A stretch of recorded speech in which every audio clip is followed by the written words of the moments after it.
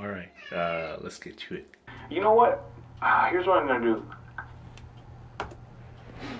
Hello and welcome. This is, of course, my writing vlog once again. What I was just watching there was last night's video in which I was writing. I think I'm going to leave it unedited. That way I can, take notes on it later. And that way I can also get stuff up right away. And tonight we're going to continue in doing the same thing, continue on chapter 10.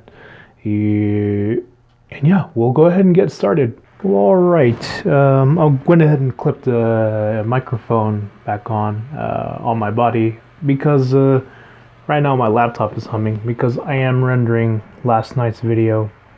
And before I get asked, this is pretty much what I wear to work. I come straight home from work to here to do some writing.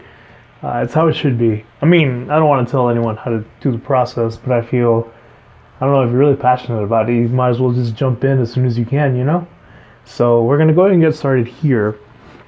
Last we left off, there is some creepy noises happening around. Joseph turned on, uses energy to turn on a light, and it revealed they were on a tiny strip of a trail, and they could fall off at any moment. So now, not only is there like a monster stalking around, but there's also limited space for them to move around in, because with them and how they fight, they like to eat up a lot of space and use a lot of space to fight. So it's going to be a bit of a challenge. I'm going to go ahead and cut it right here, and I'll get back to you whenever I have something written down. All right. Okay, so as far as what's going on here, I'm uploading yesterday's video. It's almost 9:30, so I'm really cutting it close. Don't know if I think I might leave it on overnight. But anyway, I went ahead and wrote some stuff. So I'm going to go ahead and read it out. As far as what's happening here, the last time we left off, there was something lurking in the darkness, and now they confront whatever is in there. A bit of a misdirection because I did introduce a kind of monster element in the last chapter. I realized this about partway through, and I was like, well, I want to do that again. Well, if I have to, and I'm sure I can just rewrite it as something else, but I figured at this point, if I totally have to, I'll just make up something new. I didn't get too detailed in the description of what's about to come, because I figured when I'm editing it on the computer there, probably going to add more detail, give it a more of an appearance. But I also like to believe in the less is more kind of description.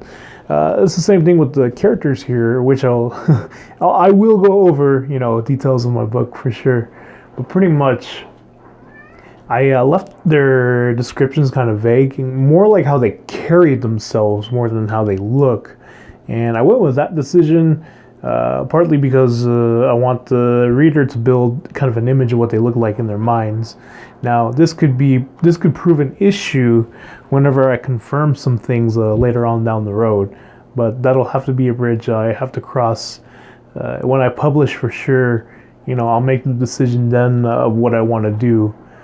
But for now, I like to leave the descriptions of the characters, what they look like, up to the author, or not the reader, I should say. And I kind of went with the same direction in this too. And it's not that I'm bad at describing things. I personally think I'm pretty good. It's just that I really like to let the audience have their own perspectives, kind of have their own interpretations, I should say, as to what the characters or creatures should look like. But enough of me stalling. This is going to be a pretty short video, to be honest, because I spent most of those 3 hours since we last talked just writing. And I'll be honest, I also got distracted. I need to stop doing that, especially for a video like this when I'm trying to tell you that you can write. Well, anyway, and I need to get a new chair. This one keeps popping. But, okay. Gargling, cracking, moist and throaty noises echoed off the walls and in their ears. Move, Ben whispered in Marie's ear. There was a delay between her steps and the command from her head, there was a delay between her steps and the command from her head. She wobbled with every step. A step snapped some of the trail down to one side, Ben gripped her arm to stop her from falling over. In the silence, Marie's beating heart was pounding in her ears. The gurgling rung out again. I can't. She stopped in her tracks. Ben was ready to respond in protest until the gargling became clear. A thunderous roar rumbled in the small place. Roaming on the line of land was a creature that the Giza brothers nor Marie had ever seen. Its pelt was white and tore through the darkness.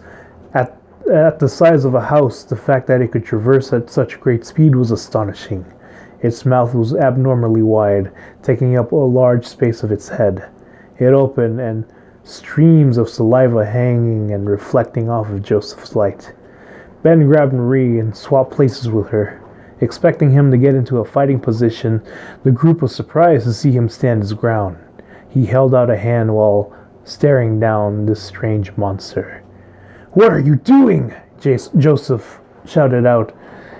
He was moving forward, almost pushing the other two off. He stopped himself when he realized how he put Marie and Albert in danger in his attempt to assist Benjamin. "Halt!" Ben called out. Like a speeding car on a slick road, the beast had trouble stopping itself. Its expression widened as if disobeying the command was a taboo the creature could not commit. Muscles tightening and visible through its fur, the monster finally came to a stop. Its wet snout pressed on Ben's open palm. He pulled his hand away, snot trailing lazily. He grimaced as he shook his hands, fluids dripping down. He turned back and looked at the group, their faces stretched in confusion and shock. "It's here," he said aloud. Entering a chamber deep in the cave, the group rode atop the creature as it slowed. Ben jumped down and walked a bit as if he knew the place. "Are we here?" Joseph asked. "All right, stop, so it has to be close." The rest of the group followed suit. Joseph moved to the center of the room. Here's a bit of redundancy.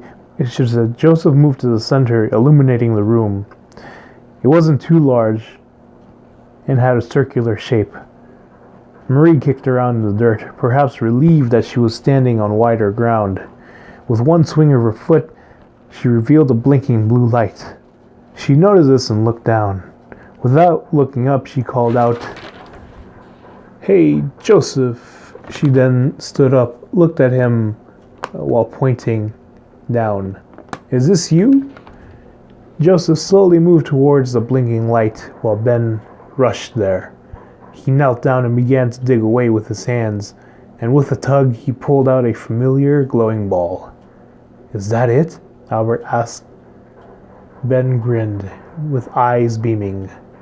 "Yes, this is it."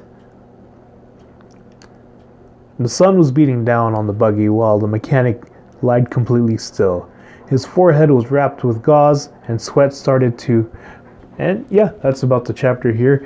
I did a little different where the creature itself wasn't necessarily a threat, but just kind of a means of transportation.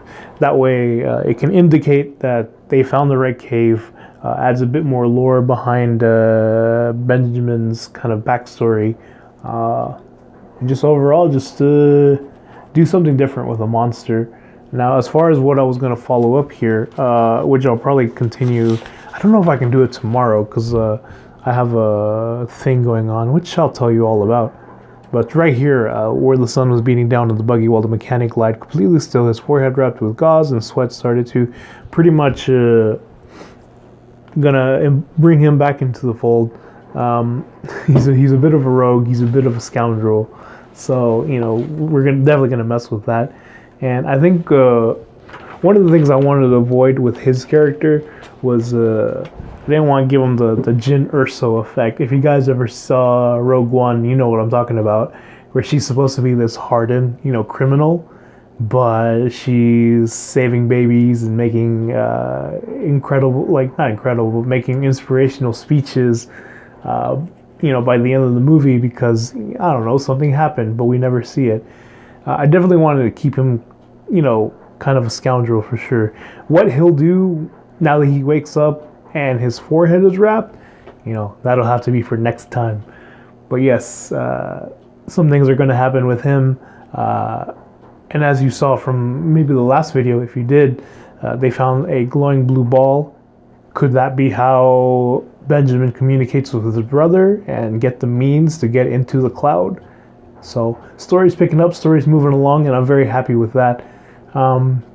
If I can confess something, I think one of the issues I have with writing right now, and I don't know if you want to comment below, maybe tweet at me, maybe send me an email, but one of the troubles I have, I feel like the pace is moving too fast, and I'm not spending enough time kind of in the moment, because, we brush through that pretty quick. And I guess I could slow down and kind of describe more, but I also don't want to go on and on with description, I want to get the story moving. So I think my trouble is more pacing, because I can describe things like a mofo, and I'm really good at like action scenes, just stuff happening, people fighting each other, because what you want to do with action and fighting scenes, it has to be quick, boom, boom, boom. You can't linger on with descriptions too much. It has to keep going. It has to be kinetic and fluid, just like an actual fight. But I think because of that, it's kind of flowing into the story as a whole. So I don't know. Maybe I'll have to read through it again. Just get it to where it feels right for me. But that's probably all I'm going to do for tonight. I know this video is a lot shorter than the last one. It's getting pretty late. And Wasabi's being Wasabi, of course. But yeah, I'm just going to cut it here. As far as tomorrow, I'll go ahead and let you in on what's going on tomorrow. I'm going to my writers group tomorrow. And I think after that, I'm going to talk about why... I don't want to use important, because for me it's important, because I learned a lot of stuff there. I guess it is important. I learned a lot of stuff through my writers group. And we get valuable critiques and information back and forth, but it might not be for everybody. I think that's what I meant. It might not be for everybody, but I'll kind of go over my experience and what I think of the writing group, and maybe kind of fill you in of what went on or what will go on tomorrow. But yeah, I'm gonna cut it here. I hope you guys have a good night. I hope you guys are enjoying watching me make my book. Of course, I could chill and tell you what to do, but if you're watching this on YouTube, you already know what to do. Other than that, I'm going to go ahead and sign off. Probably going to give you a quick clip of Wasabi right after this. Wasabi, I need you to do something to finish my video. I mean, that's pretty cute, I guess. That's what I thought. Oh, you've already destroyed my couch!